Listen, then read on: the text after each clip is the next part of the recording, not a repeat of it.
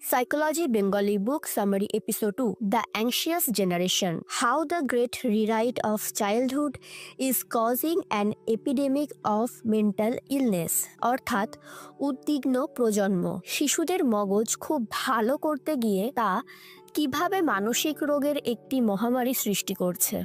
লিখেছেন Jonathan height. Introduction. Smartphone কি আমাদের সন্তানের মন ধ্বংস করছে?